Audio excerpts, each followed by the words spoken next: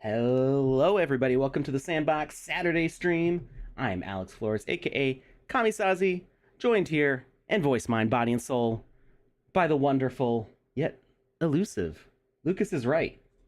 Elusive? Lucas. What does that mean? How many people have actually met you in real life? Oh, I know I have, point. but only like once. I mean, over the course of a week, we saw That could have been a body double. True. I don't. You Yeah. know what? You Yeah. know what? I may have never beaten the real Lucas is right. This could be an entire digital persona. Took so long for that face reveal because he was rendering this thing the whole time. So Whole time. I mean, It's a meticulous work of art. there you go. I mean, it's real. What are you talking about? I don't know. I mean, I'm real. I'm a real boy. Are you though? Are you? I don't know. But you know what is real? Tell us. The Sandbox is getting Stormtrooper avatars. I'm pumped for this. Effect? These look so cool. They look so cool, and I can't remember last time I was this excited for an avatar. Probably like Hellboy, maybe. Ooh, Hellboy's pretty cool, but these are really super cool. Now we can't use the SW words. Okay. No SW. Got it. Salty. I got nothing. I don't know. Worcestershire. Yeah, there you go. Winged Worcestershire is wombats. salty wombats. Yeah, no, we, celestial battles. I mean, I guess we probably could say the word, but in the context of this, we're not saying that because the Stormtrooper design is actually by a separate company that made these for the movie, and they retained licensing rights for it. So this is pretty cool, by the way. Yeah, They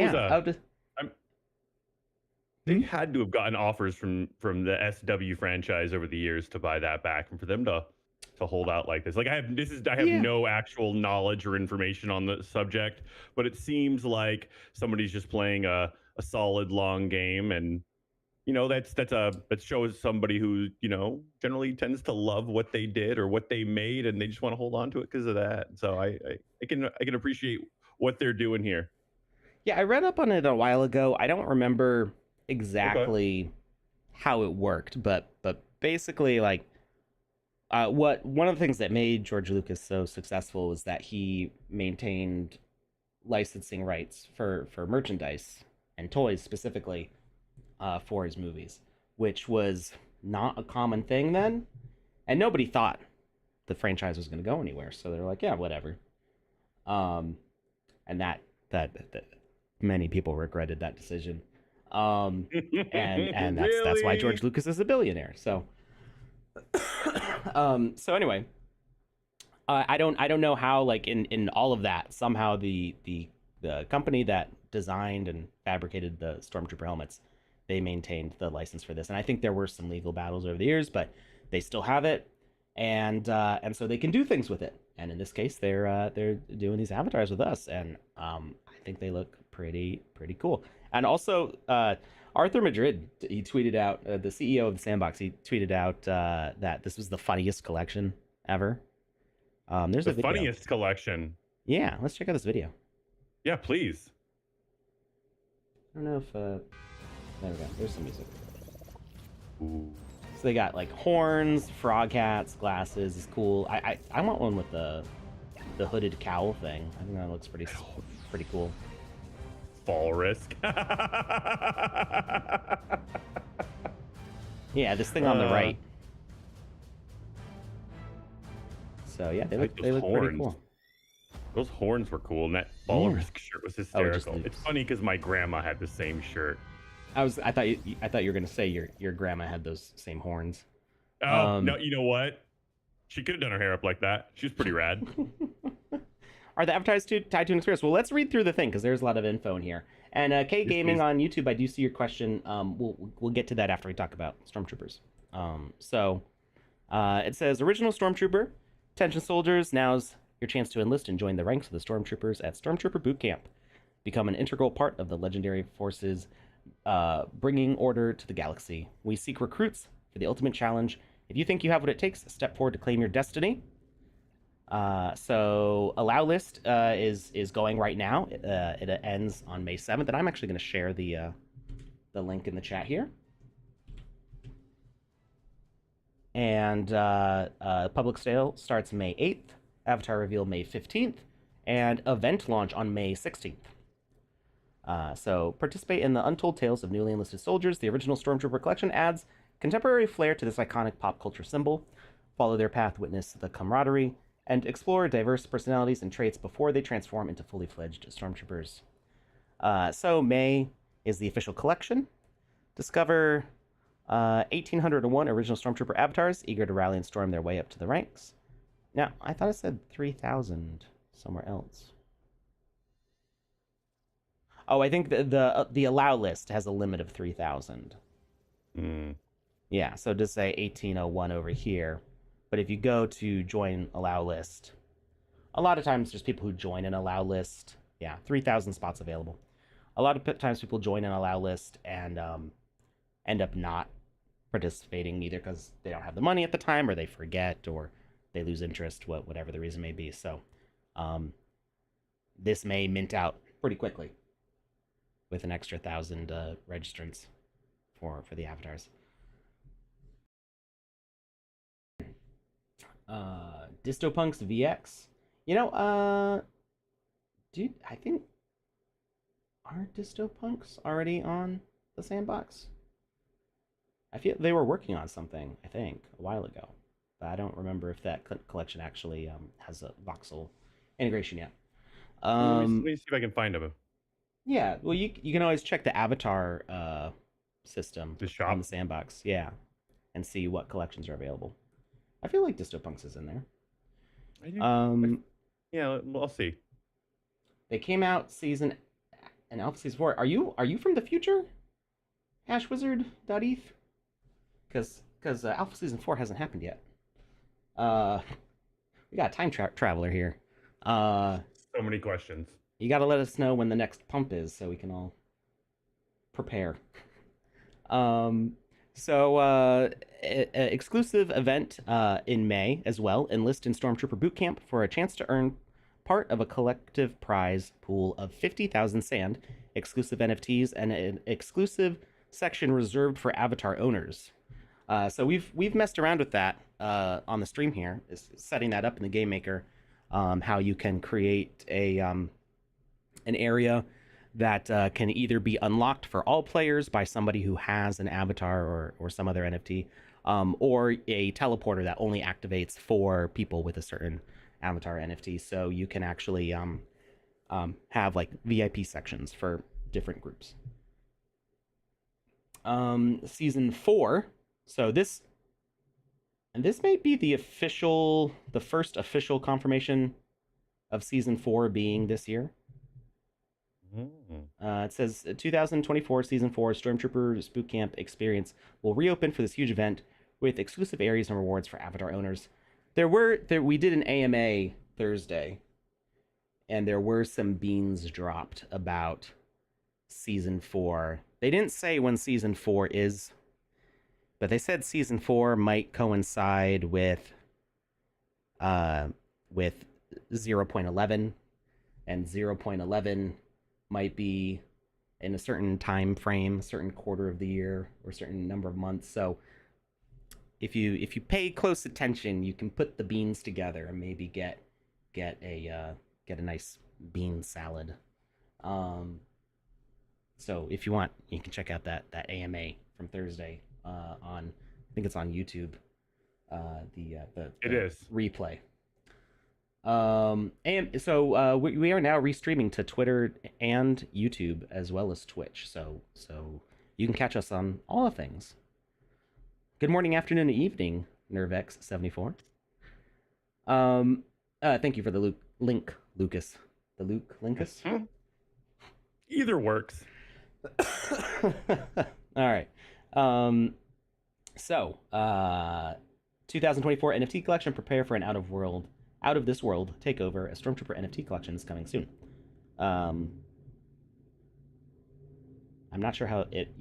I guess this is maybe assets to go along, or equipment even. That'd be cool to go along with the avatars.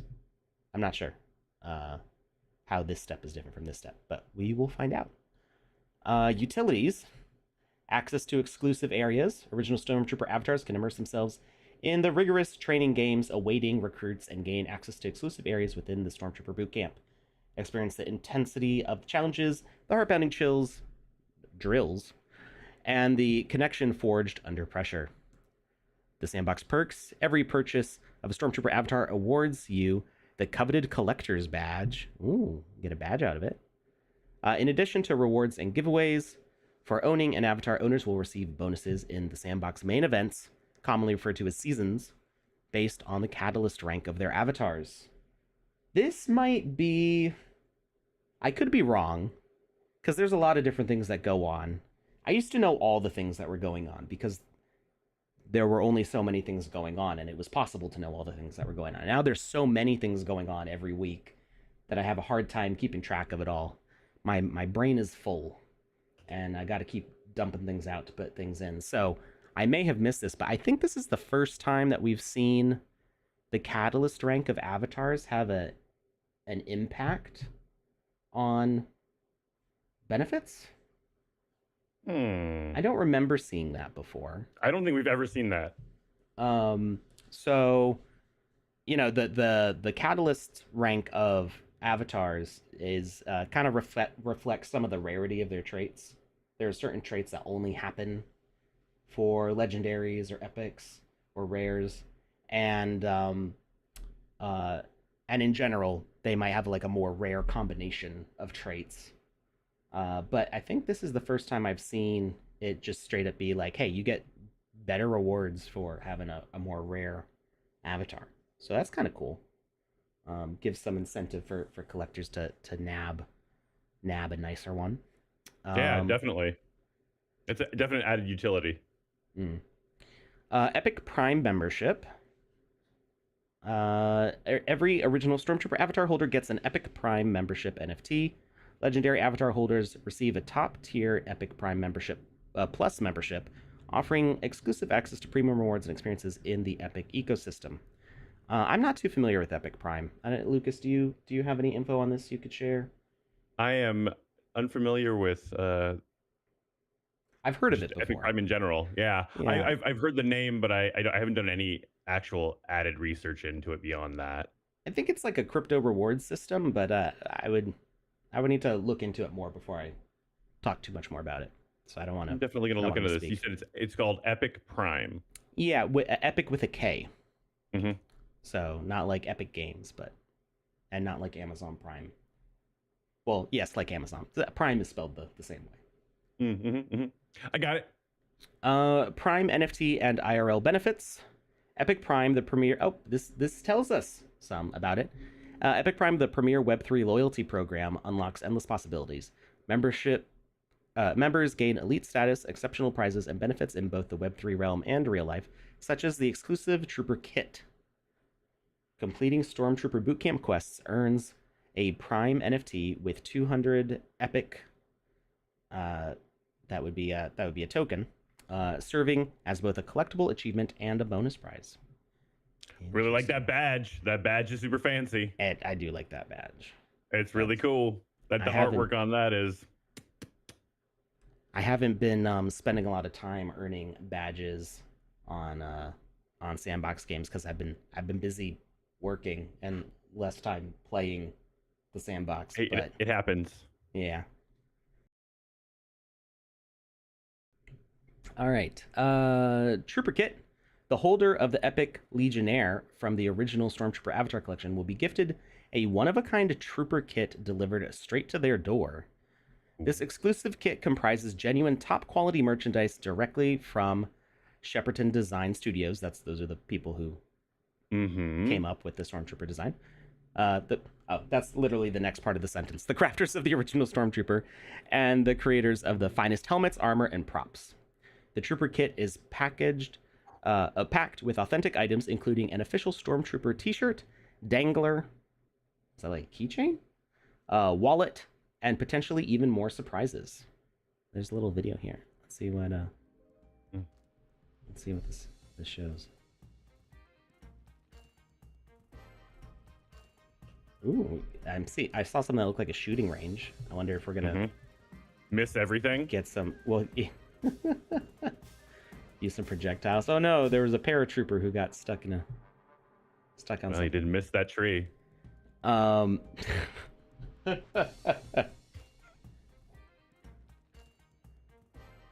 It's a Star Wars reference inside of a Star Wars reference. Yeah, I like the theory that the stormtroopers were missing on purpose because they were ordered to, because they put the tracking beacon on the Falcon. And you know, at the beginning of the movie, Obi-Wan says that the blasts are too precise to be Tusken Raiders, so it must have been the stormtroopers. And those they also do successfully shoot Leia in the arm in Episode 6. So, I mean, they have to hit eventually. Yeah, I mean, when you have that many, yeah, it's like how many monkeys with typewriters does it take to write the complete works of Shakespeare? It's one. Well, you know, infinite monkeys with Shakespeare's infinite time. Garbage. One. Whoa, okay, we're coming in hot. Controversial standpoint there. All right, rarities. We got legendary. This site is more interactive than a lot of the other Avatar ones. We got all sorts of new stuff in here. I'm not going to read through all this stuff. The link's in the chat, and I'll share it again. You can go check these out. I'm really impressed with how much they fit into this collection that I've seen so far. I mean, I wasn't expecting this much diversity in a Stormtrooper collection because, you know, they're Stormtroopers, and there's a huge variation of them in the series, but there's also, from what I understand, a limitation on what this collection could do, and I think they made it a lot of fun, and I think that's really cool. Yeah, they only did the original design, so you can riff on ideas on the original design, but it can't be a design that got used in later ones. So like when you see like the clone troopers or like specific I think even like the forest trooper and the snow trooper, like those variations on it are not part of the original collection. So you know, all the designs you're going to see in this collection are new ones, really. Not something that you would have seen in Celestial Battles. All right, so we've got some questions in the chat. There was one specifically. K Gaming from YouTube says, "Do we earn money from our work?" Well, it depends. So there are different ways to earn in the sandbox and different things that you can do. I would say some of the I don't want to say easiest, because it's not easy. You know, it is work. Like making games is hard work. It's not the hardest work, but it's as hard as you let yourself work on it, basically. And so some of the most successful ways to work on things in the sandbox and to earn from it is participating in our game jams. We run game jams every month. We also have VoxEdit art contests doing voxel art. So always be paying attention to the Sandbox Twitter and also to the event pages on the Sandbox site. So if you go to events, sandbox.game/events, there's game jams. So right now there is the Impact Game Jam, which ends at the end of this month. I'm not sure if registration is still open for this. Registration closes on May 6th. So you have 2 days. So if you want to participate in a game jam, You could win up to 15,000 sand, which um, fluctuates with the value of sand fluctuates on the dollar, but um, so 15,000 sand, a 1x1 land, and a gold catalyst pack, which will let you mint assets that you could also sell. Um, and there's deals in here to participate in like publishing too. And the Game Jam games now. The Builders Challenge is basically done now, but there are plans for future Builders Challenges, and Game Jam games can participate in Builder Challenges. So, if you have a successful game here in the Game Jam, you could potentially be in a Builders Challenge later on, which would also earn you even more sand. So, Game Jams are a great way to earn a whole bunch of sand if you are determined to compete real hard. So definitely check out that Impact Game Jam. I'm going to share the link to that as well.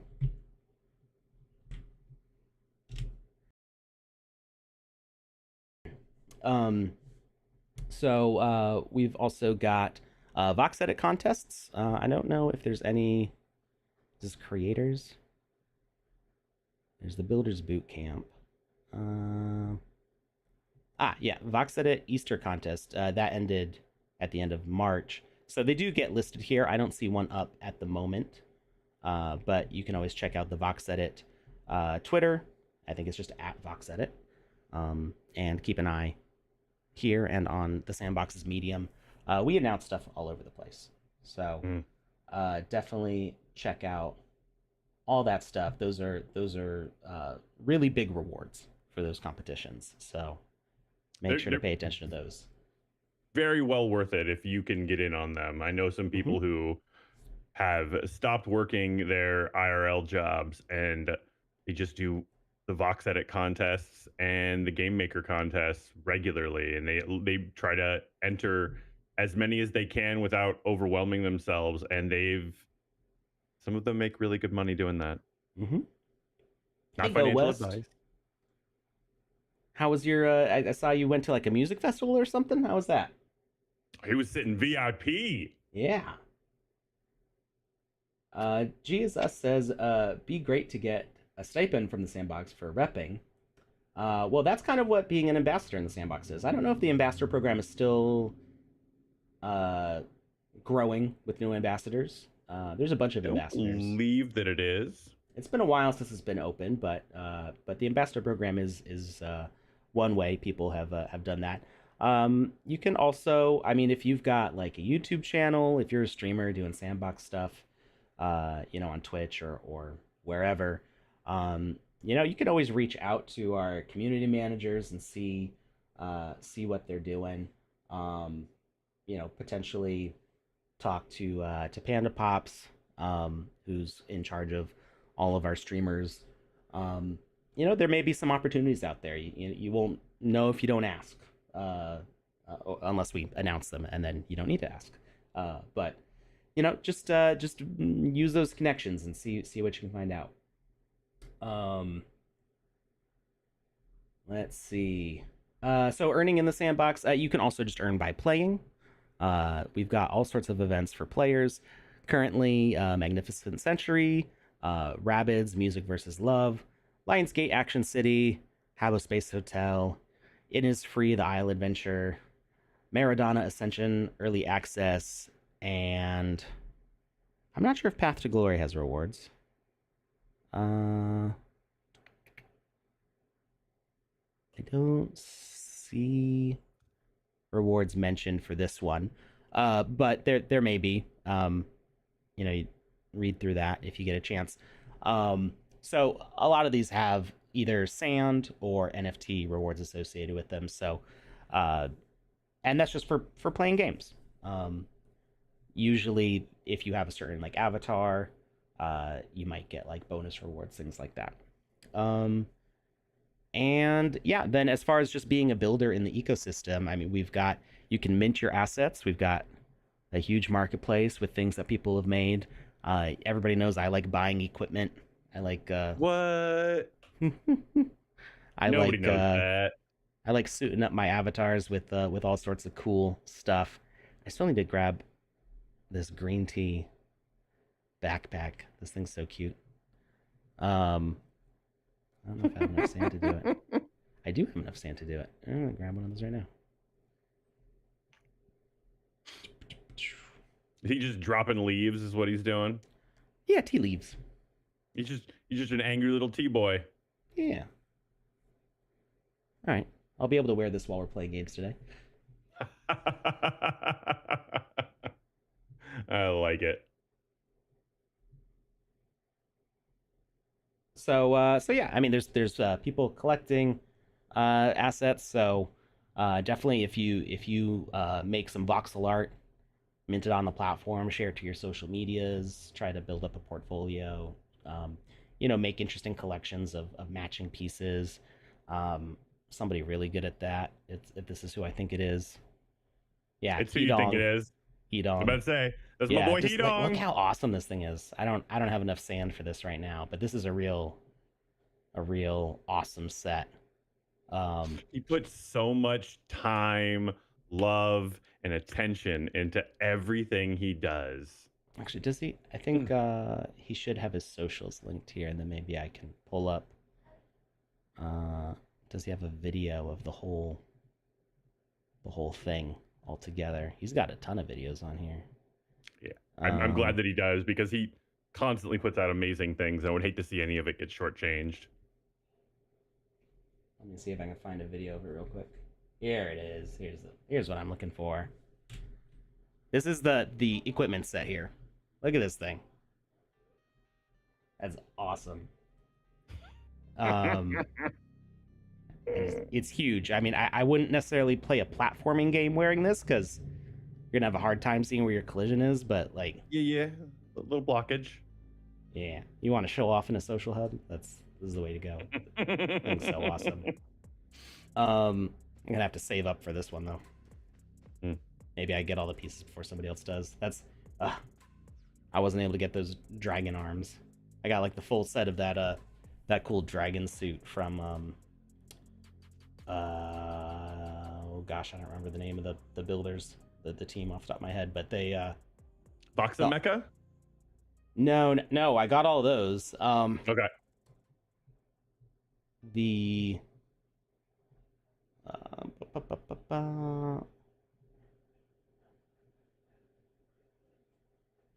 where is it? I have no idea. It doesn't matter. Anyway, so yeah, build and sell assets. You can always, if you're building a game, you have land to publish it on. You can try selling advertising. You can try working with somebody else. Build a game for somebody else. So I mean, there's lots of opportunities to just be a creator. Many opportunities. Just be a creator in this ecosystem. So just be open to new possibilities here because I feel like the work landscape is changing for a lot of people, and this is a perfect example of what that means for the future. There's a lot of people that are making a living being here, and they're doing it in a number of different ways. So whatever idea you have in your head, don't let it get solidified as a one path possibility. There are so many different possibilities here. So just keep your eyes, your ears, and your mind open to all that, and you'll be pleasantly surprised with the things that you find and figure out. Yeah, definitely like being able to diversify your skill set in the sandbox helps.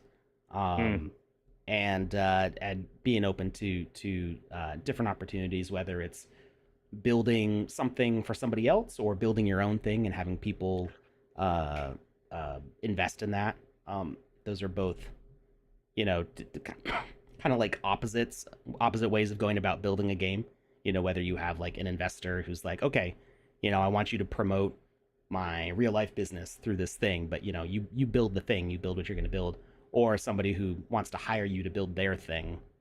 I've done both of those. Yeah. So Lucas is perfect example. Alex is not just speaking out of nothing or with no experience. He's speaking with direct experience. So we're talking about things that we have lived. Paraplui Studio. That's what I was. The Hiran set. But I'm missing the arms. That makes me sad. If anybody wants to blackmail Alex with something, the arms from Paraplui would be a great starting point, a good I foundation don't think for that's that blackmail. I conversation. think that's incentivizing, right? I don't know what words mean, Alex. You sandbagging son of a bee sting. um. Yeah, Vox Gear does go hard. GSS says emissives are the meta, especially in AR apps like Over. Yeah. Who's going to Lisbon for the Sandbox events? I don't believe that I am. Lisbon's kind of a hike for me. A little bit of a hop and a skip. Yeah, a little hop and a skip. Oof. Um, Yes. Also, to answer an earlier question of yours, the Dystopunk VX collection is indeed in the sandbox. Blue Tulip. Oh, your thing's working? Did it? Oh yeah, no, I told you that it was working, right? There's been so many different support tickets that I've been jumping around through, and sometimes it gets difficult for me to keep track of like which Discord message I actually replied to. So yeah, if you minted something, this is what Blue Tulip's talking about, the red ibis scythe. Okay. Kind of like well, I guess it would be Egyptian if it's an ibis. That right? reminds me of something, and I can't quite. Adventure Time. I'm not There was like super familiar with Adventure Time. Yeah, there was a otherworldly, other dimensional creature in one of the final episodes that was like an outline of something, and it kind of reminds me of that. It was really, I love that show. I like the Over team. I think they're doing some really cool things. I'm excited to see what they do with the platform. I got a chance to meet them back at NFT NYC 2022, and I got really hyped about what I saw them doing with Over. And GSS says if any studios want to be on the LED screens at Lisbon Sandbox Beach Party to DM him. That sounds pretty cool. So definitely hit that up. Yeah. So if you tried minting something that's not showing up on the marketplace, sometimes the tubes get a little clogged and need a little zhuzhing to get stuff showing up correctly. So make a Discord ticket. They will tag me. Our Discord team will tag me if it's something that I can help with, and then I get in contact with the dashboard team to get this stuff fixed. It. Yeah. All right. We're gonna take a quick break for the news of the week, and then we're gonna jump into a game. That's I meant to have like just a gaming stream, but we ended up talking about news stuff. I mean, stormtroopers. You have to. Stormtroopers. Yeah, stormtroopers are cool. Yeah. So we'll be back in a couple minutes after Panda's news, and we'll be playing some games. All right, we'll see you in a minute. I'm also going to drop the giveaway link before we leave. Right? All right. Meow. Boom. All right. Go fill out that giveaway form for Wizzy the Orange's Singed hat. If you don't have one already, this is your chance to win an NFT from me, and join us as a wizard with a hat. You look pretty cool with it. Yeah. All right, we'll be back.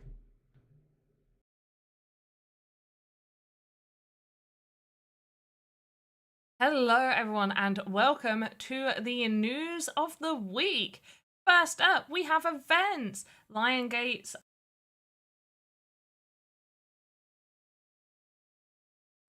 Hello, everyone, and welcome to the news of the week. First up, we have events. Lion Gates Action City opened until May 5th, so you really don't have very long on this one. Go check it out. This has a reward pool of 50k sand for avatar owners, only for the Hellboy avatar owners. So go check this one out. This is, even if you aren't an avatar owner and you want to play a really good game, definitely check out Action City, because this is just absolutely spectacular. So do check this one out. Next up, we have Habbo Space Hotel. So if you are a Galaxy Habbo avatar holder or a Habbo Genesis avatar owner, there is 140k sand prize pool split between these. You complete the progress, 47 EP. Really cool experience. Definitely go check this out.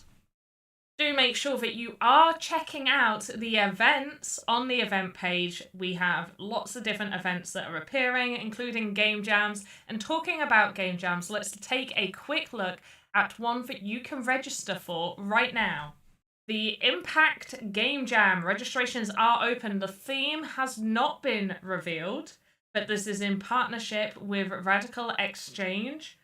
60k prize pool, 20 lands given out, and catalyst packs. Make sure to have a good read of here. Do register by May 6th, and on May 6th there will be the reveal of the theme. The prize breakdowns, what are catalyst packs and each tier, key dates, so these are all the important dates of registrations, submission deadlines, as well as the award ceremony that will happen over on Twitch.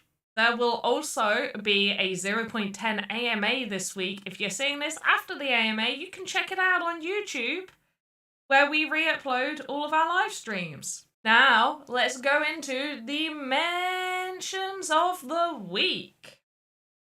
Firstly, we're mentioning an experience, which is the Underwatch. It's a multiplayer tag game by the Puzzle Bros. Now, they have created a lot of really good experiences within the sandbox before, and so we're just highlighting them right here. And this is a multiplayer experience. Amazing assets. Definitely go check out this experience. Once again, it is called the Underwatch. It's a multiplayer tag game by the Puzzle Bros. Artist that I'm mentioning, and hopefully I'm going to say their name right, is Kisaragi Craft. I saw this amazing asset pop up on Twitter, and I just had to share it.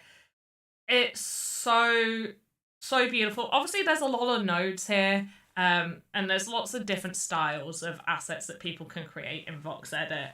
I just love the detail and the animation of this particular asset. Next up is, and I'm gonna say their name wrong, Suka 3D Artist. Adorable little character. Look at him. He's so cute. He's just so much like little bits of detail in here without it being overly stylized. Really like this. It's like a very sandboxy style. Absolutely amazing. Do go check them out.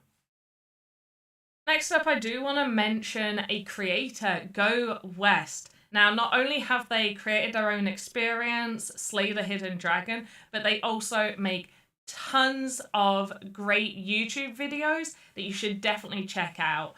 Showcasing so many experiences. They play so many experiences and they make videos of all the experiences that they play. So definitely do go check out Go West because they are creating amazing videos and content within the sandbox. So once again, go check out Go West 927. Another creator I want to mention is Dankoi. Now, they have been in the sandbox for a really long time now, and they've got these amazing videos and tips to help loads of people. Right here, they're showing you how to do some cool mechanics in Game Maker 0.10, which looks really, really cool. Definitely go check out Dankoi's stuff. They are making amazing videos. They are really helpful tips on Game Maker for sure. So definitely check out Dankoi. And now back to your regular scheduled content. Hey, that's us. Welcome back, everybody. Well, I mean, you guys didn't leave. We left. We're back. Welcome back, Lucas. I went and did some planks. There you go. I sat here like a bum. That's what I did. You were working on things. Maybe a little bit.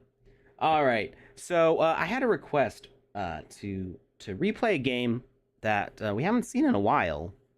This is the Three Musketeers. Now, Super cute game. Now, when I was asked to play this, I got sick and stuff happened and 0.10 came out. So I don't know if this is 100% ready for 0.10. We're going to try it, see what happens. We're going to figure it out live. It launched, so we're already like most of the way there. And some of you probably haven't seen this before because this came out gosh, before season 3, I think. It might have been in season 3. I don't remember. But this was a game jam entry for our first tower defense game jam. Close to 2 years ago now, I think. Something like that. So this is an really oldie, been but 2 years since we played it. Not since we last played it. Well, not since I last played it, because we were helping with some QA for this one. But Alex, this one got recommended for the Game Maker Fund. What's up? What? I just realized that it's May the 4th, and we were talking about the Stormtroopers. Why do you think Stormtroopers is releasing right now? I mean, it makes perfect sense. I just now realized what the date was. So yeah, May the 4th be with well done. Yeah, may the 4th be with you as well. and also The last horse finally crosses the finish line. All right. So this is a tower defense game. We're gonna see. It's super cute, and this is one of the early instances of us seeing people using a fixed camera and then shoving NPCs like way up close to the camera, so you get this sort of this character overlay.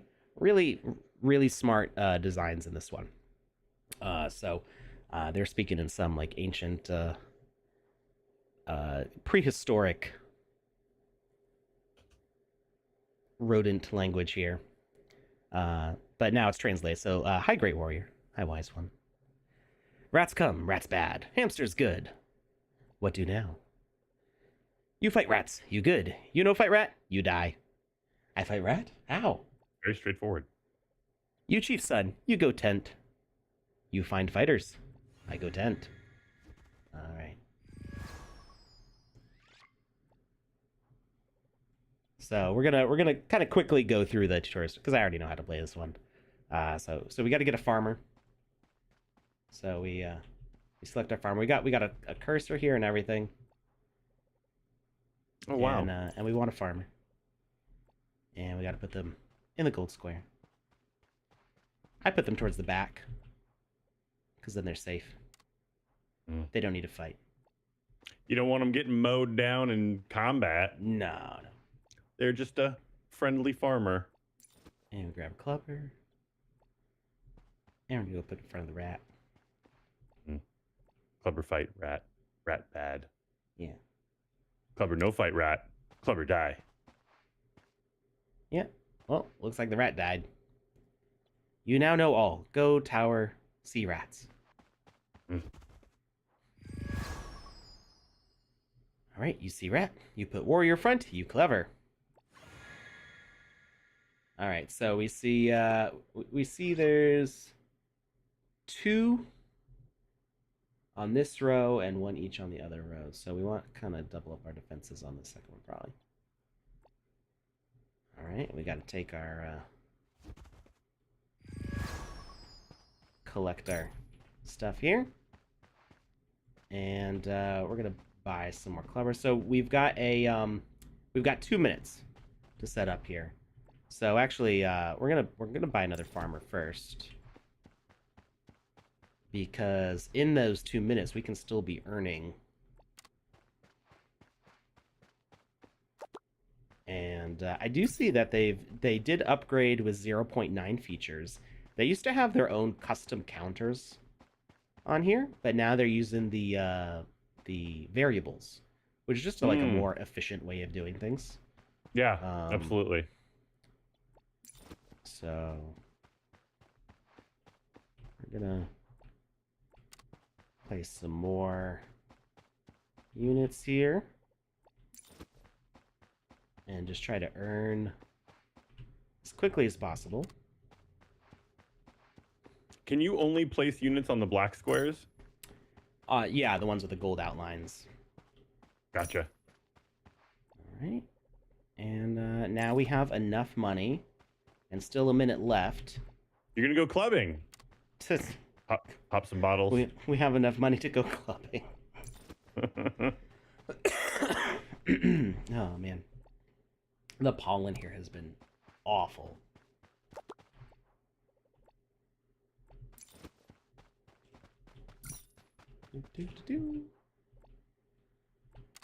All right, so we've got full units here. We got plenty of money. We're earning more than we need right now, which is the way I like it. And we can go ahead and like fill out the rest of our space here. Oh, these rats do not know what's coming for them. Yeah, they don't get know. it. They don't even know. And I would say I feel bad for them, but as They're the rats. tutorial said, if you don't fight, you die, and I don't want to die. So. All right, we're out of time to prepare, but we can still place a unit even while this is going on. And those rats are just gonna fall. Look at that. Clubbed and they're up. gone. We have 25 seconds till the next wave. We don't even need 25 seconds. Bring it now. Did it say 25 seconds? It looks like we got 4 minutes and 30 seconds, but oh, we have to defend for 5 minutes total. That's the current quest is like the entirety of the session. Gotcha. It's not a round. So we're sitting pretty though. Like we basically can't do anything else. I mean, we could get rid of a couple of our farmers and put more clubbers down, but I don't think we need to. We're good. Bring it on. We got. And you can't actually, develop any further. Well, we can now do the spear guy. And they throw. So they throw in a range of 6 blocks. Oh, so towards the back. So if we put them in the back, 1, 2, 3, 4, 5, 6. Yeah, I think we can replace these guys. I'm gonna put another clubber down though. Here, get rid of this guy. And we're gonna place some spear guys in our back row. Spear hamster. I think I can just overwrite.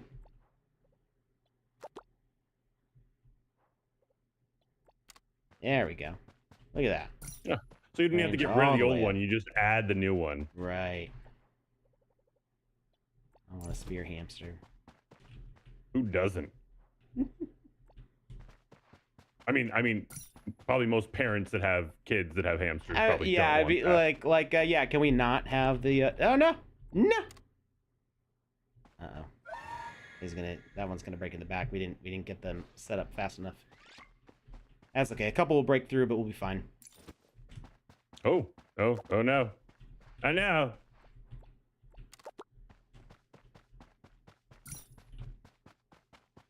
He's just sitting there, just smacking away. Oh, you got him. You got him. Yeah. Oh, you got shield guys now. Protector hamster. Nice. Yeah, I mean, I'm not big on protector guys, but yeah, we'll skip them. Okay.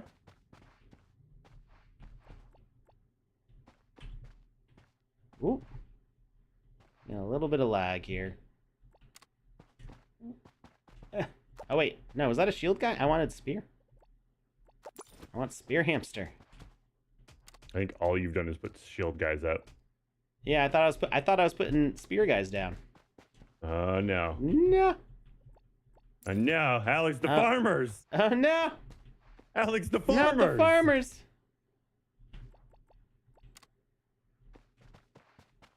How's our yeah, we still got max health here. Oh no. That's a big ugly guy there.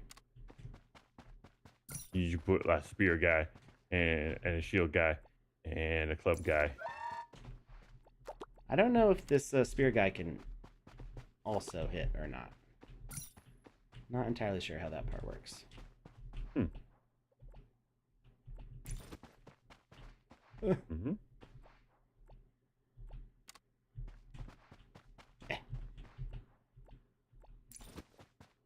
Now I wonder if I can maybe I don't have to run back each time? Oh no, I do have to select a unit first. That's one disadvantage here, and maybe something that could be improved by it. That red coin, the red rat. That means coin? I killed 10 rats, I think. Okay. Or I went 10 rounds, I'm not sure. I'd put a clubber under that giant rat if you could. Oh no, we ran out of money. No. All we can do is put a clubber. Oh no, not our tree health. Oh, the mole. I think the mole's gonna die. Yeah, we beat the mole. Okay. That was a close one, Alex. That was a close one. Oof. Your tree health is at 30. No! So putting down the shield guys, I thought I was selecting the spear guys. So I think a way to possibly improve this, well, one, having to like run back and forth to select each one as I go to put them down feels like a lot of like wasted time when you can't just like move a mouse to click. Having to actually physically run back and forth can be a lot. But if there's not an easy way to do that, what would be cool is to maybe use the new input buttons and have like 1, 2, 3, 4 be for like selecting the different units, and being able to just press those buttons when you're standing over a spot to like quickly put the units there. So if you start messing up by like accidentally selecting the wrong unit, or like you're going through the menus too fast and you misclick something, it can be pretty easy to mess yourself up. And that's a skill issue. That's me being a little too frantic with the menu. But yeah. This game does go on a lot longer. It is fun. You should check it out. It goes like into the future. So like you start back in ancient history, then you go to like medieval times, and like it just keeps on like advancing to like new periods, which is pretty cool to see. I didn't know that. Let's check out some other stuff. I do want to do more gaming sessions. We haven't been doing that a lot lately. We've been mostly building because there's been so many cool new features to check out, and I really want to like learn all of them. But I've been missing playing games. So there was one I saw on here that looked really interesting that I wanted to check out. Is it still up here? Is the question. What are we playing next, Alex? What are we playing next? There was one. Okay, I'm not seeing it in the featured experiences here anymore. I need a play history to show which ones I previously played. That would be. Ooh, I find that to be so useful on YouTube. I'm not gonna lie. Like the first time I saw it, I was like, when am I ever gonna use this? But then I quickly realized how foolish I was, and I use it all. I used it like 10 minutes later. I was like, wait, what was that video I was watching? Oh, okay. Right. I get it now. Let's see here. Gosh, I can't remember what it was called. Chicago Noir is pretty cool, but I don't know if somebody's played that on stream already. Let's play something maybe multiplayer. Something that we haven't played before. Maybe the audience can join in. Can you search for multiplayer games? Yeah. So what we're gonna do is we're gonna filter out our experiences here. And if anybody in the chat has a suggestion on something they want to play with us, we've got about 45 minutes left here before we've got to end for the day. So let's filter out. We're gonna do oh wait, visited. Maybe this will. Ooh. I know I've played more than that. That's the only one I've ever played. Progress feature. Yeah. You've only played one experience ever, Alex. How dare you? You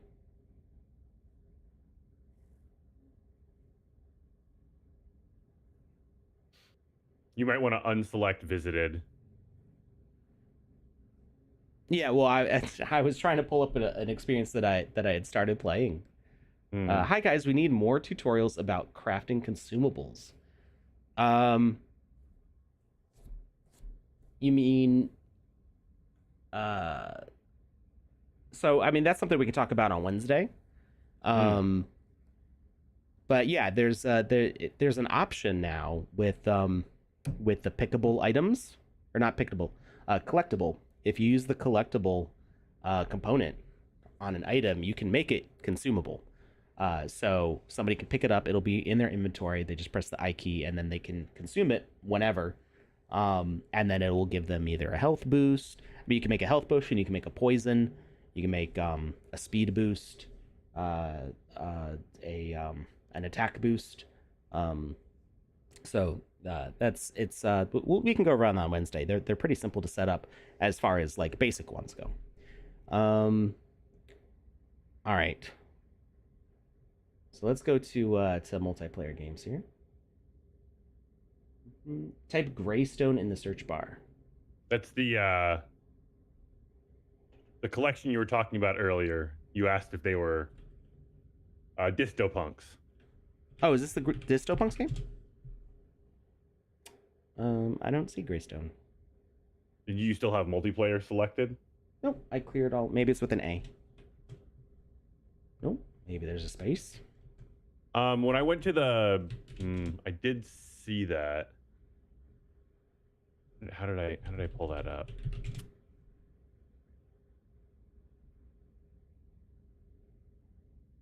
I think I found it off of going to one of their avatars. I went to the avatar. Oh wait. Here, 1 second. If you go back in the chat here we go, got it. I'm gonna drop it in the chat. And here we are, and there we go. Nope, that's not the right one. Which chat did you put in? In our. Yeah, I copy and pasted the wrong thing. Got it. There we go. Found it. Boop. So this is the collection of avatars, but this isn't the experience though. No, this is Greystone City. What they were suggesting we look at. I typed Greystone, but it didn't show up in the search. Maybe I was in a weird filter. So I thought I cleared all the filters though. So this is multiplayer. So let's check this out. Let's visit Greystone City. Let's see what's here. There we go. Is it going to travel me automatically or? Action City. Okay. Well, this hopefully won't take long to load, and then we'll jump over to the next one. I'm not sure if I don't think it lets you travel when you're on that end screen. That would be something to change. To improve upon. It does look like it has pretty cool graffiti. Alright, now we're gonna hit play. So Go West says, check their land first to see if it's still linked. It loaded us right here. Okay. Oh, if it's linked to the collection? Well, so... Yeah, it's not, there's no shop on here. But it may... I don't know if you can link an avatar collection to it. No, I think he's talking about the game, how you were having problems finding it when you were searching for it in the game, or on the map. Oh, under experiences? Mm-hmm.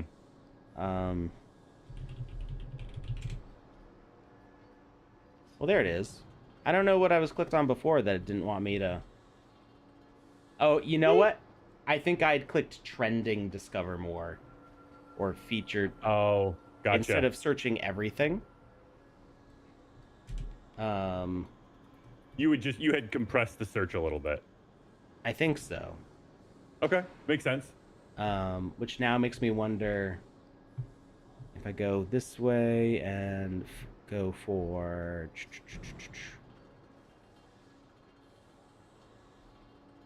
progress visited. Is this gonna show me? Deep Sea Chapter 0. This is what I was looking for. Nice. But we won't do that right now because we're already here. So, ready to party. Go to the disto bar and join the party. This is some nice graffiti. Mm-hmm. Yeah, all sorts of cool stuff. Now, I love the look of like tags on walls, but I have no idea how to read them. Are you supposed to read? Are they look like they're supposed to be letters, but like when I look at them, my brain just goes, I don't understand because I'm not like immersed in that culture. But I think they're beautiful. Yeah, they're all readable to somebody. To somebody, yeah, but not to me. It's okay. Sometimes, I mean, we have people from around the sandbox or from around the world in the sandbox as well. So you might be reading it. It's just in a foreign language, and you can't tell that you're reading it. True. Yeah, this doesn't look like English. That looks kind of like Spanish. I think it's Spanish. Yeah, it's Spanish. And I don't know Spanish. Yeah, we got all sorts of cool graffiti going on here. We can interact Yeah. with the map. Ooh. Welcome to Greystone City. The following are some points of interest the city has to offer, which are represented by letters A through N.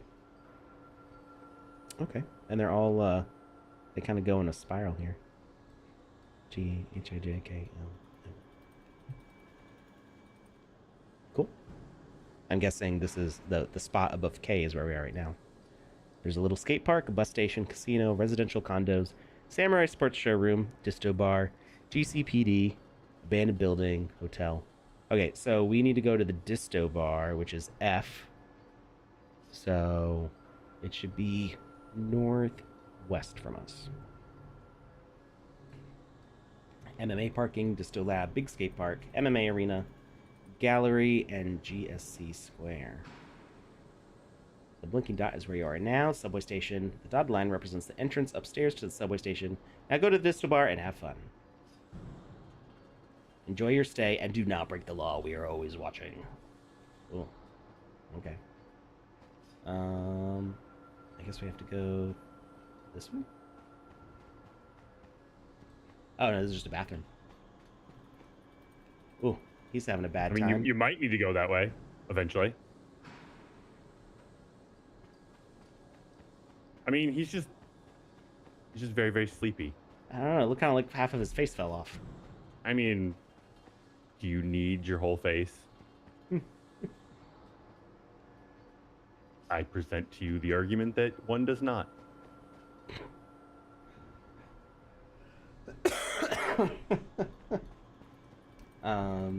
Okay, this is drinks, but I don't think this is the disto bar. I think we have to go up.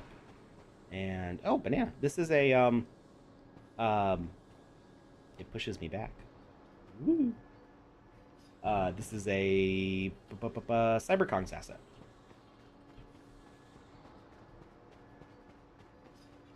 I do like the ambience. You probably can't hear it, Lucas, but there's a lot of cool like sound effects going on. 1 second. It really sounds like a city.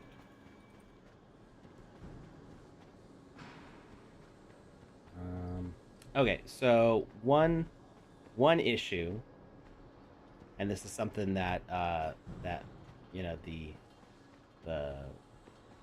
DistoPunks team should be made aware of, is that NPCs should not have collision in a multiplayer game, because you see how I'm hopping around and the way I was getting pushed by the vending machine. That's because the NPC's position is not synchronized on the server, not yet at least. So the server and my computer and anybody else that's playing, I think I saw somebody else in here. Nervex. Yeah, Nervex. Each of our computers, the server, my computer, Nervex's computer, have the NPCs at different locations, and the collisions apply for all of them because the server says, hey, you can't stand there. There's an NPC there. So it's okay to have these NPCs walking around, but they do need to have collision turned off. Otherwise, I'm going to run into invisible walls, like right here. I was getting pushed back. So that's just something to be aware of. I like the skate park, though. I wish the skate park near me had graffiti this cool. This is really well done. It's so colorful, too. Yeah. Well, it's colorful while still having that dystopian vibe to it. Wait, which is a fine line to walk. I love that my equipment works now. Yeah. I can apply it quickly and without it glitching out. There we go. Now I'm feeling like I'm part of the cool kids. Hello, fellow Metaversians. Hello, fellow children.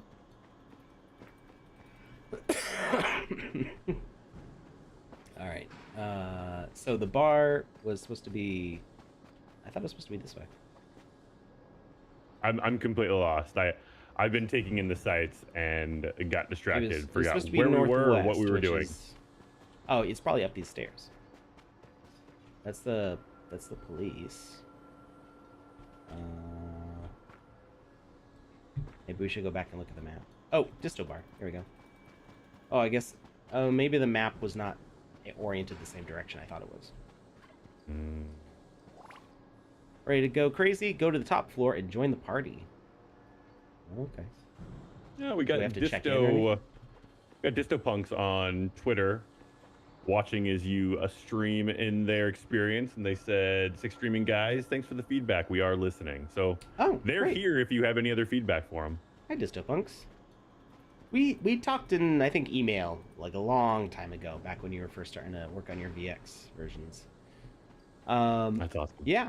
If you guys need like some QA support, that's my side company, the council. We do QA sessions, so you can always hit me up.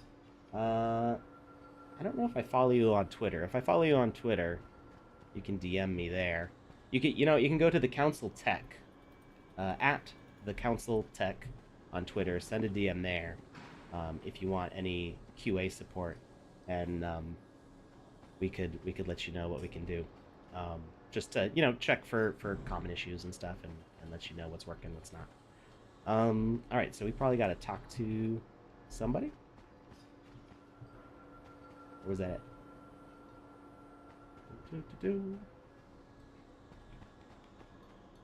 Kill the dragon. There's a dragon. Yeah, right. See, I'm always like, why is it always there's kill the dragon? I didn't realize that the elevator keeps going. Why isn't it ever like befriend the dragon? Like, buy the dragon a drink. Be the dragon's homie. Like, why would I gotta kill it? Marry the dragon and have some donkey dragon hybrid babies. I mean, Shrek knew what was up. Ooh, the blur is interesting. This is the new blur overlay when you do stuff. Oh, but we need the elevator. And with there's also the new audio fading system in 0.10. So if you wanted to have like the dance floor down here, have music, you can now like fade in and out of it. So you're not just hearing like the sounds of the city. You could also get some groovy tunes in there. Coolx says, ready to test your parkour skills and your perseverance? The idea is to go all the way around till you reach the platform right above us. If you fall, you will be teleported to the closest checkpoint. However, be careful around red blocks. No safety portals around those. All right. So we're trying to get up there. I guess we go this way. Lauren Soul over on Twitch says, sign up for the QA package. Alex breaks the game, or Alex breaks the game while laughing. And I just gotta say, I'm always laughing. Correct. I'm not used to oh. Uh-oh. I didn't die. There we go. Uh-oh. I am not used to playing parkour with the Steve Aoki avatar. Steve Aoki has a different jump animation. So so I'm not quite used to the way it feels to see him jumping. You're doing okay over there, big guy. Give it your best shot. I'm getting warmed up. I'm a little rusty.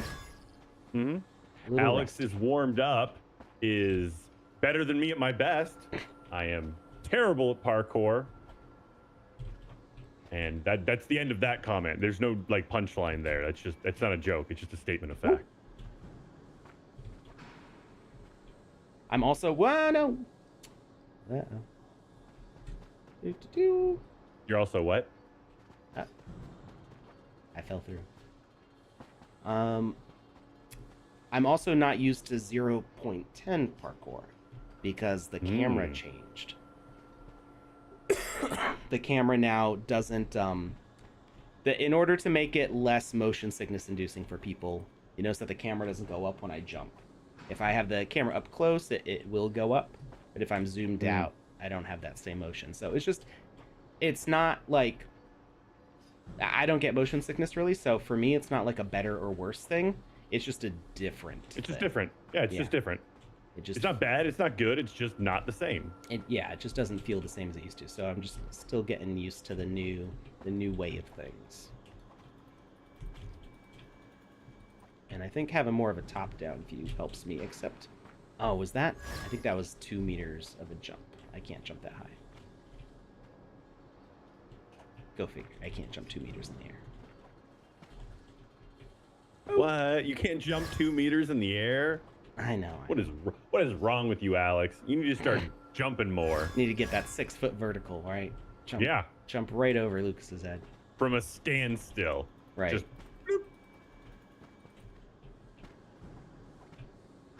Oh. I slipped off the edge. All right. So, OX Decadente over on Twitter is saying we'll have to make it easier. And I don't think that's the point of what me and Alex is saying right now. We're not saying you need to make this easier or change it up. Maybe have an easy and a hard mode. That's always something that people can look into. Like you have 2 different courses, and one of them's a little harder than the other one because there are people like me out there that are absolutely god-awful terrible at parkour. But at no point are we criticizing the game in a way of saying, hey, you need to make this easier. This isn't fun. That's not what we're saying at all. It's just what we're saying is things are a little different now. And because of the differences, it's changing up how we interact with the game. And so we're just having to learn a new set of skills. So this isn't a reflection of you or your game. This is a reflection of us and what we have learned to date. Yeah. And you have the disadvantage of this being the first time that I've really played a parkour course in 0.10 where the jumping has changed a good bit. Plus using an avatar that I don't typically use for jumping around. I like using more default avatars where I'm more accustomed to the way the animation looks as you jump. Like the Mad Balls. Not like the Mad Balls. The Mad Balls are another one. They like tuck their legs up inside when they jump, and it's it compresses completely. I really like that though because it gives me more of a view of what's going on around me. And it does look cool. I like the way the jump looks. Yep. But when it comes to what I've spent, hundreds of hours jumping around in, I prefer one that looks more standard. Gotcha. That's fair. So one thing we do recommend with parkour courses, especially at the start of a parkour course or on like the standard or easy course. Oh, that was all me. That was all me there. Is having platforms be at least like a 2x2 or 3x3 at the start. And if you're going to use 1x1s, we recommend that more for like later on, like super challenging areas. Just because with little stutters that can happen especially in a multiplayer environment. I walked right off the edge. I almost had that. Whether there's like a little bit of lag or rubber banding or whatever, having a 1x1 block can be a very small margin of error to fall off. It used to be easier to do a 1x1 because the edges, it was before we had the auto step-up system. The edges used to feel very like precise and sharp, and now the edges feel a little squishy, which is because of the system that makes you automatically walk up kind of changes the way your avatar interacts with the edge of the platform. This is what I mean right here, this auto step up there. So because that changed the way that we interact with the edge a little bit, the jump is a little tougher. So yeah, having it be slightly larger is fine. So I mean, you can make the jumps, a little bit longer or a little more, chaotic decision making. Like, do I go to that platform or that platform? And that's you can allow that by having a slightly larger platform to land on, and giving a little more space for people to run up off of them. So it's just, it's not like it has to be this way. It's just something that we recommend because newer players, or players like Lucas will, whoa, what? Was I not supposed to pause on that red one? Was that what? Was that why the red ones were bad? I wasn't supposed to stand on them for too long. I fell on the last one.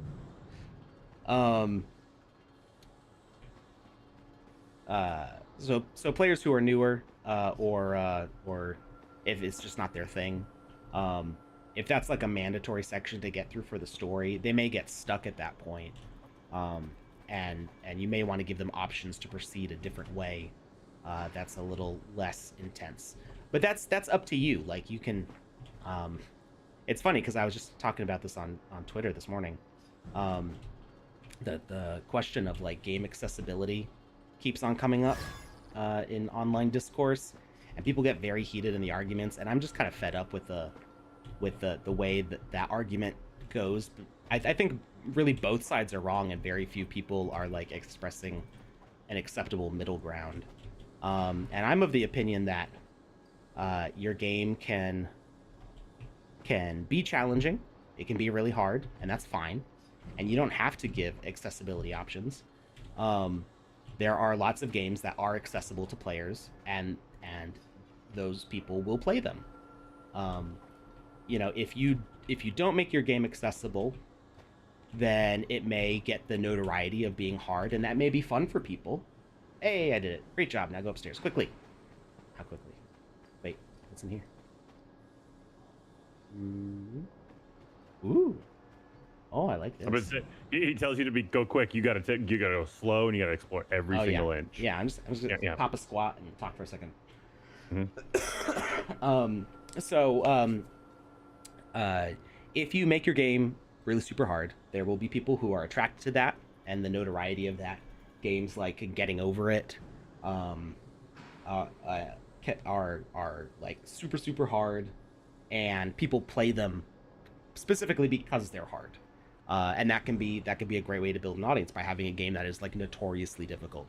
But you can also that will also alienate a certain audience that is like they either want to be casual, or they may have a disability like a hand injury, or like a vision issue, or something that just makes it harder for them to play games in general.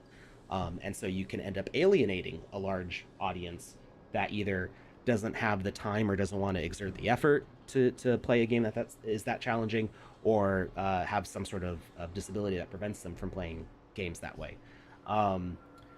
And so accessibility options are good for them. So if you wanted to have an alternate parkour path that's easier, you could provide different rewards, or you could provide that easier option only after a certain point. Like if somebody's been struggling at the parkour for 5 minutes, then you could give them a message of, hey, do you want to take this easier path?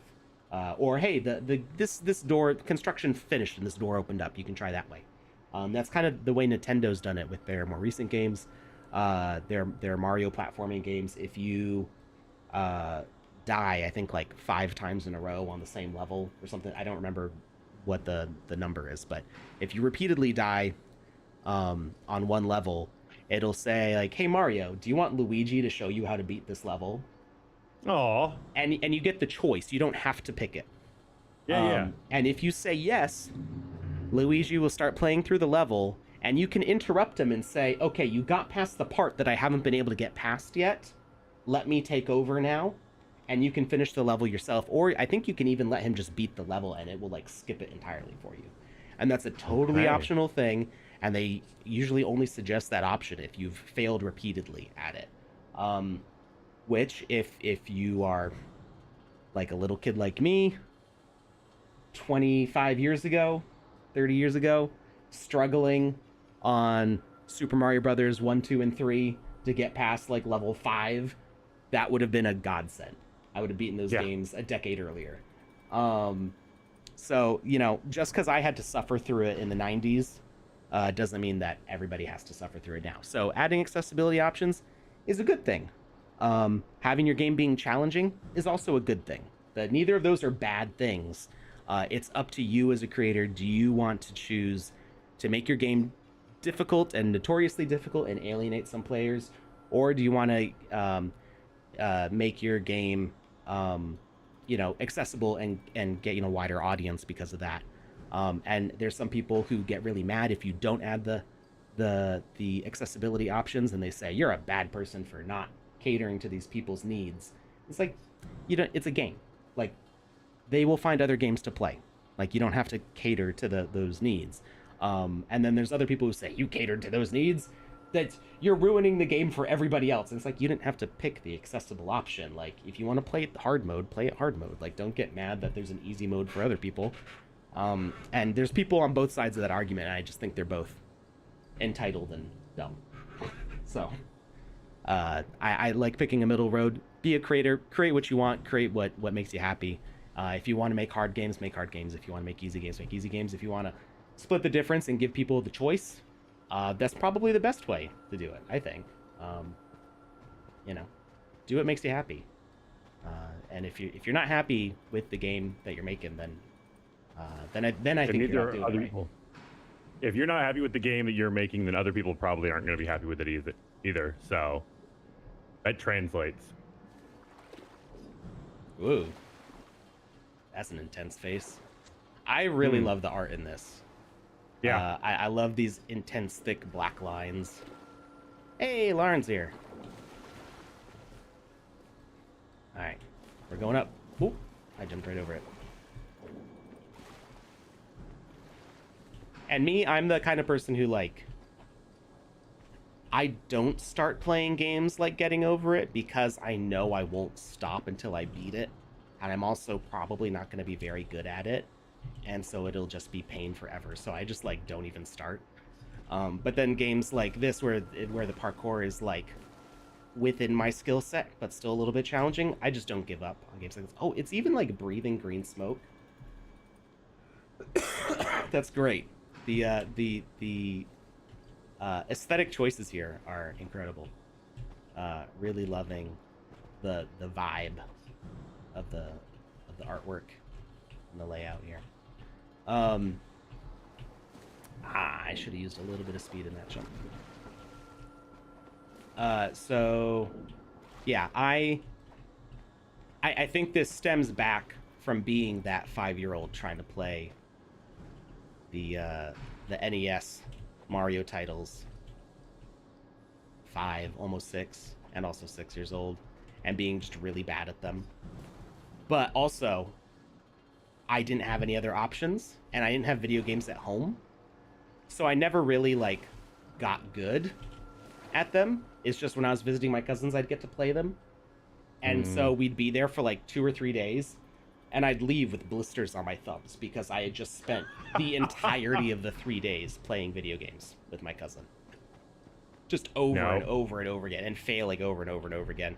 And the combination of not having them at home, not having any other options really, and then playing just really difficult games that were beyond my skill, just like set me up to be persistent. It takes a lot for me to just give up on a game. But then I also kind of know my limitations. I'm never going to buy Getting Over It. If somebody gifts it to me, or like it's on Humble Bundle choice or whatever, you know, I'll have it. But it's not that game is intentionally frustrating, and I'm like, I don't know that I want to do that. I want to have a game that frustrates me a little bit, but is not like, the point of it isn't to be frustrating. I love Super Meat Boy and I love Spelunky, and those are hard games. They're frustrating, but they're more fulfilling for me because I can get better at them. I can get good at them, and they're both highly they have a lot of velocity to them. You go really fast in those games, whereas Getting Over It is kind of like dragging yourself over broken glass. Is this guy supposed to talk? I feel like he's supposed to say something to me, but I guess not. Maybe you're supposed to say something to him.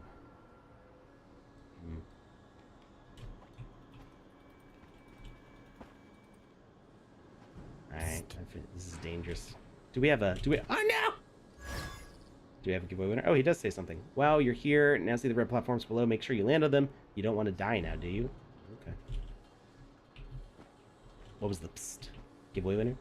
You know exactly what it's for. Yeah. Giveaway winner. Okay, so I'm not exactly sure how to say this name, but congratulations goes out to Gimhan888. You have won Wizzy's singed orange hat, my friend. It is magical. It is mystical. But most importantly, it's all yours. Enjoy it. Wear it with pride. It will serve you well. Thank you for being here today. This guy's like a Futurama like head in a jar, but with like a robot mech body. I like it. I always wondered why they didn't give the Futurama heads in jars more of them bodies. There was like entire like warehouses of them just hanging out there. But at the same time, you got Bender running around. So clearly robotics is at a peak. So Right. It's like, do they just not want to hear what these guys have to say? They're like, you're important enough to keep around, but not Right. important enough to give mobility. We'll let the Beastie Boys perform, but we're not gonna let them dance around on stage. Exactly. Yeah, I feel it's just for like that irony of it all. Ooh, wait. Oh, I teleported up here. Was it from? Was I supposed to teleport up here? I feel like I skipped something. Oh, I climbed up from there. I just teleported up to these steps. To the top of the steps. Interesting. There's writing at the top Hurry! of those steps. Well done. Oh, yeah.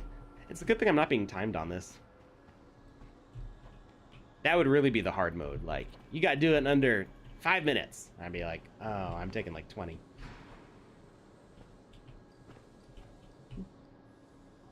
Also, I will say, having some easier wins can be encouraging for doing the harder wins. Hey, So- you did the earlier stuff, so you can obviously do this. Yeah. So that's where you want to like ramp up the difficulty, is instead of having it be like, this is going to be really hard right at the start, and then some people are going to be like, this is the whole thing like this? I'm failing so often right at the start. You want to give them a taste of that victory. You got to get those little dopamine receptors doing some That's stuff. smart. And That's smart. and then you hit them with the hard things. Then you then they go, okay, you know, I know I can beat this. I know I can accomplish this. And as it gradually increases in difficult, or even maybe some surprise, like suddenly it's really hard. That will no. That will no. Was that That will- K-N-O-W or N-O? No. That'll give them encouragement to keep trying.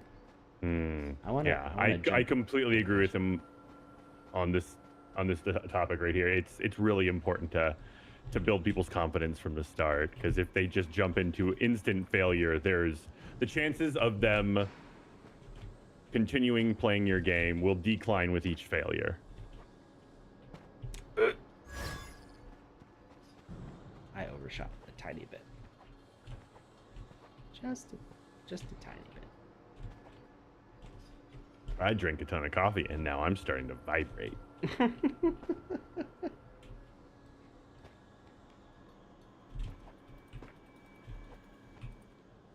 No.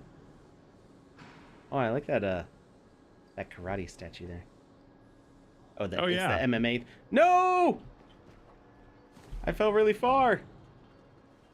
Can I get back up? Oh no, did this send me way back?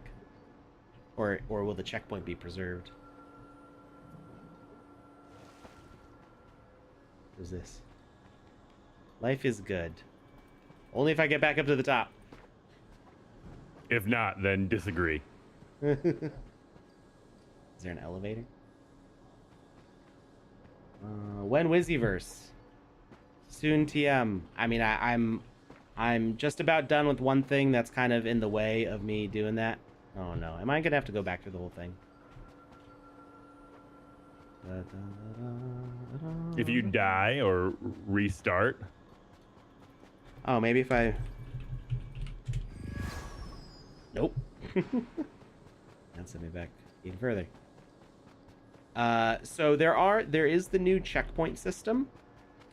I don't know if you're using that. I think the new checkpoint system, if you do /respawn, it will actually send you to the checkpoint instead of the original spawn plate. So using the new checkpoint thing should help with getting people back to where they need to be. I don't remember where the bar is. Is it? That's it.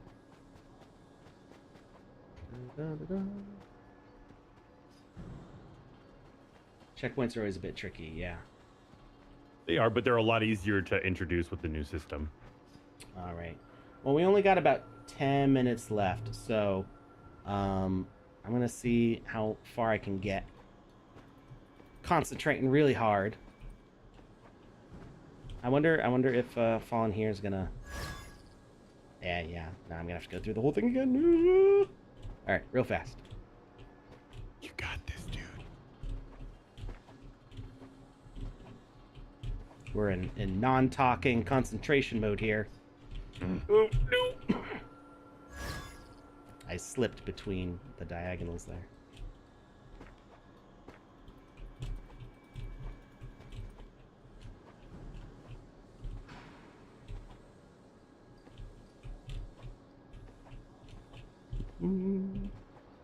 So how was your week, Lucas? My week was a very interesting one. I didn't say anything earlier in the week, but what day was that? I don't remember what day it was, but one day during the week, I got stung by a scorpion, so that was fun. What? Oh, it's, Yeah. you live in the desert, so. I live in the desert. Everything out here is trying to kill me. And so my arm, like, swelled up, Oh. like, right on the elbow, like, to the point where, like, I couldn't put a shirt on because it was so swollen. So I had to go to the doctor, and they were like, it's not a big deal because it's not that poisonous. And again, I saved the Not scorpion. that poisonous. It's not that poisonous. Was it a big I was like, scorpion? It was, yeah, it was really big. I was feel like pretty that was in Indiana Jones, the one with Shia LaBeouf. He gets stung by a scorpion, and Harrison Ford, as Indiana Jones, goes, "Was it a big one or a little one?" He goes, "It was a big one." He's like, "Okay, that's okay." Yeah, like, yeah. what? So that's actually very true. So the bigger they are generally means the older they are, and the older they are, the more control they have over their toxins, I guess. And so babies, like when they sting you, they're just like, yeah, take it all. Right. And they give you, they destroy their entire store of it in like one sting. And adults are like, I'm just gonna give you a little bit because I want to save some more for later. Yeah. I'm not trying to murder you. I'm just trying to get you to leave Yeah. alone. Yeah. Yeah. So I used to be. turns out it was a. Oh, go ahead. It was an adult. It was a biggins, and so apparently it wasn't that bad. I just had a little bit of an allergic reaction to it. I've been stung by scorpions before, but like the last time, like my foot went numb, but it didn't swell up or anything. So it just different scorpion, different type, different venom. So yeah, that was fun. Yeah, it sounds like a blast. Yeah. I used to be scared of there being scorpions in my sneakers when I was a kid. I forgot about this till just now. Like I haven't thought about this in probably over 20 years. Sorry to awaken an old fear. No, I'm not. I live in Connecticut. Like there's not scorpions here. But I think I remember. I don't know if it was something my dad said because my dad is from Southwest Texas. So, like scorpions would have been an actual thing to maybe be concerned about. And so I just remembered hearing that like scorpions could be like making a home in your shoe. I used to be like checking my sneakers before putting them on. Like there's no scorpions in there, right? Like I used to just have like this little paranoia that I was gonna put my foot in a shoe and there would be some critter in there trying to kill me. But when I was 5, I had just seen a movie called My Girl.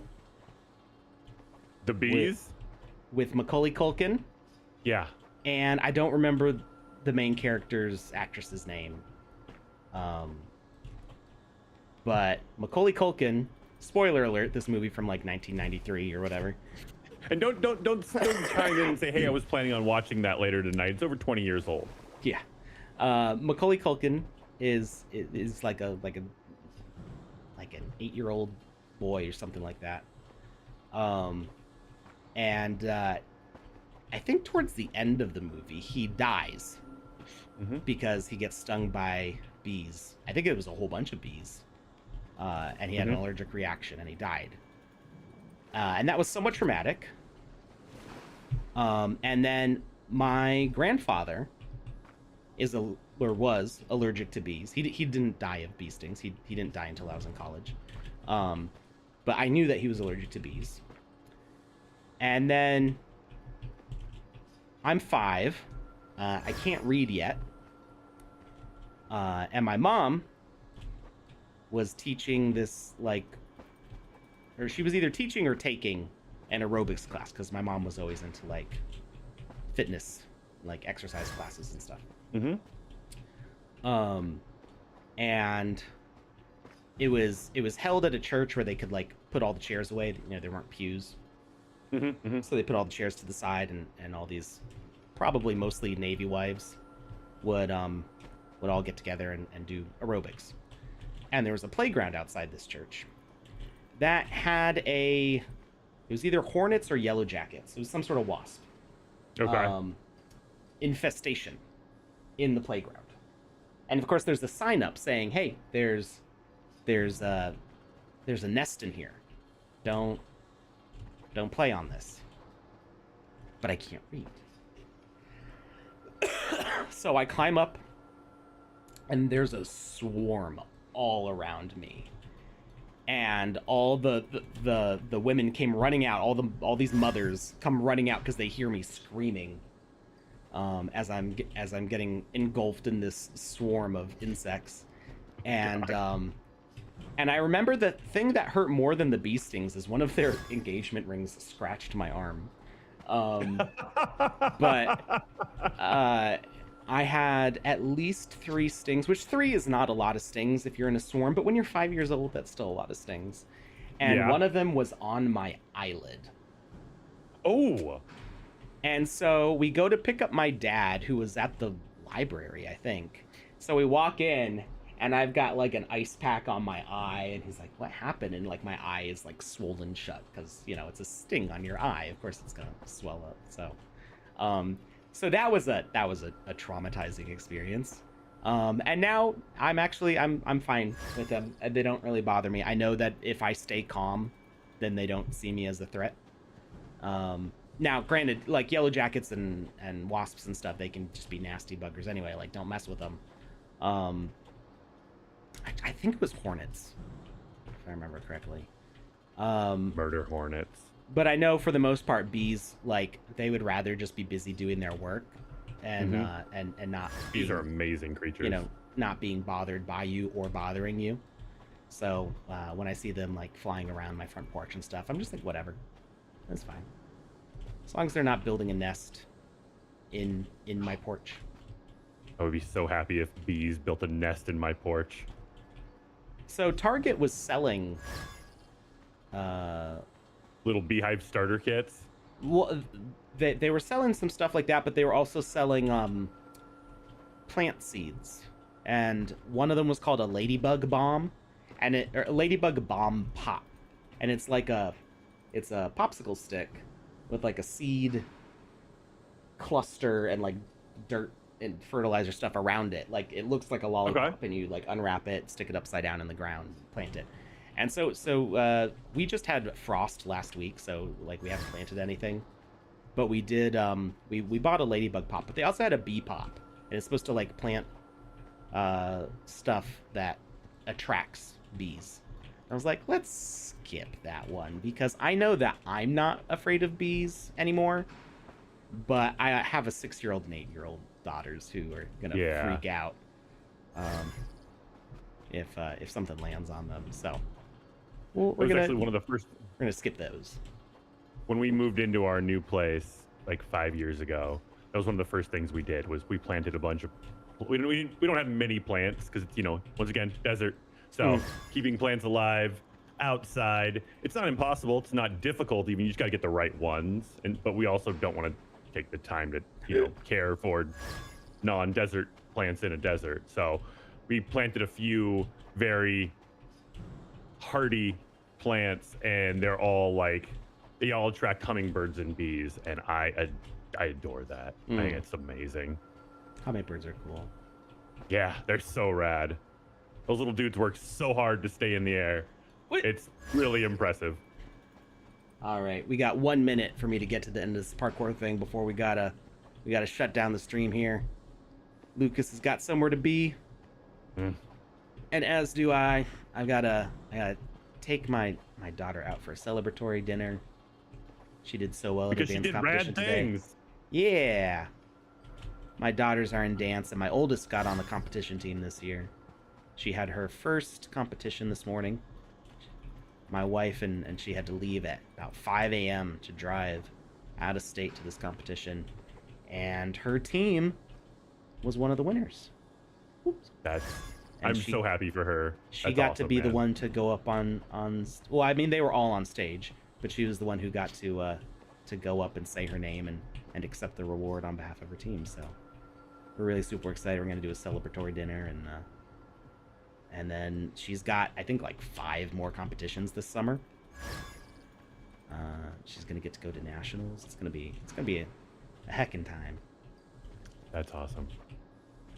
All right, one more try. You got this. Super concentration. We can do it. I feel like this is the last stretch, right? I have no idea. Okay, big platform. I'm gonna say yeah. To big Say yeah. platform. To big platform. Seems like the last stress. The last stress. Last stress. Oh, stretch. Yeah, I don't know. All right. Freudian slip. Okay. So I think that's it. Thank you everybody for watching. I love the look here. So yeah.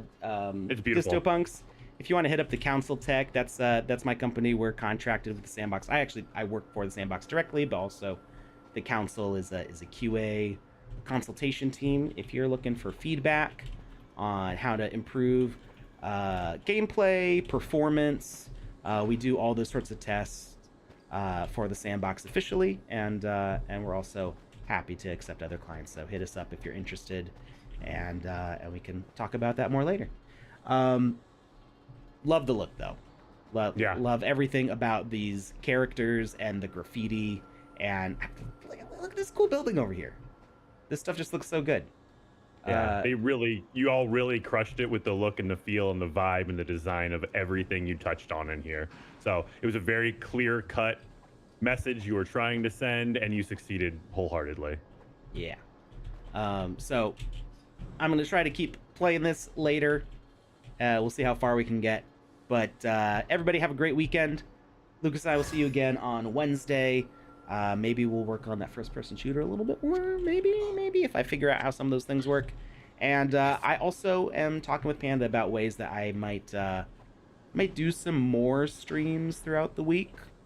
Because I miss doing these gameplay streams. I feel like there's so much that I want to learn and show off with 0.10 with building. But I also really want to showcase what you guys are building, because I think a lot of people just haven't noticed yet. There's so much cool content out here, beautiful artwork, fun games, interesting stories that just people have not been made aware of yet. I feel like I went through that platform, but whatever. All right. Have a great weekend. See you later, Lucas. See you later, chat. We're going to see if we can find somebody to raid, and we'll see you next week. Have a good one. Bye, everyone. Thanks for stopping by.